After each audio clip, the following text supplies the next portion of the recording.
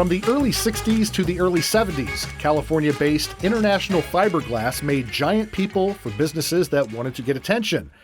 And boy, did it work. The very first statue, based on Paul Bunyan, now sits at Arizona State University. The lumberjack mold was soon modified to make Vikings, cowboys, Indians, and more. The automotive industry loved the idea, and soon these giants were holding auto parts, including mufflers. Decades later, the giants would be referred to as Muffler Men. The Uniroyal Tire Company commissioned the Uniroyal Gal, and you can see a pristine example of her right in our own backyard. She's a Peoria landmark. Vanna Whitewall debuted at Plaza Tire on Southwest Washington in 1968. She isn't the only muffler person in our area. Route 66 was and is a hotbed for these three-dimensional billboards, and they all have a story. Meet Paul Bunyan. That's Bunyan with an O. He was changed to an O because of copyright reasons. They were worried about copyrighting the Paul Bunyan Cafe that's located in Arizona, also on 66. This 1960s Paul Bunyan giant has been a fixture in Atlanta, Illinois, just south of Bloomington for the last 20 years. You may be wondering how an enormous 19-foot man holding a hot dog ended up in Logan County. Tall Paul was a restaurant mascot in Cicero, Illinois for nearly 40 years until the owner retired.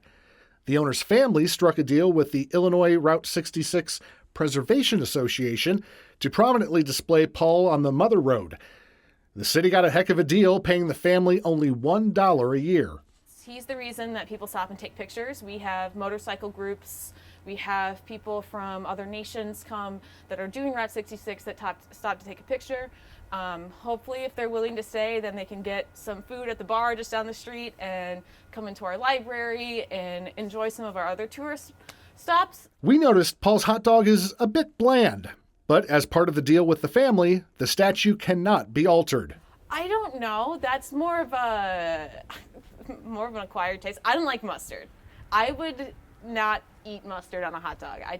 I'm more of a ketchup and relish kind of gal, but if we're doing Chicago style, you'd think there'd be like poppy seeds on the bun, so I'm going to assume it's not Chicago style. From hot dogs to ice cream, some people are having new Muffler Men built from scratch. The owner of Carl's Ice Cream in Normal had this 12-foot tall big guy custom made by a company in Virginia. Definitely wanted the cone, and the cone with eyes, because eyes are one of our trademarks.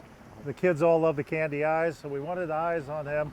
And then we also serve food here, so we wanted the food, the cheeseburger, in his hand. Irwin says the nearly $10,000 investment he made 5 years ago has been well worth it, and a lot of people would love to own Big Carl. You ever had somebody drive by and say, hey, I want to buy Carl?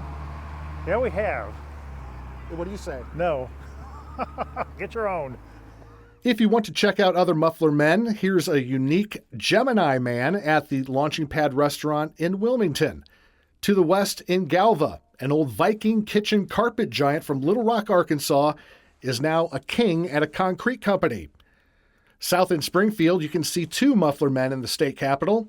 This patriotic giant has welcomed customers to Lauterbach Tire and Auto Service for decades. A short 10-minute drive away is Southeast High School and another Viking kitchen carpet giant. Did I mention carpeting your kitchen was a thing? Anyway, a local home building company donated the giant, and with a few alterations, the Viking is now a Spartan mascot.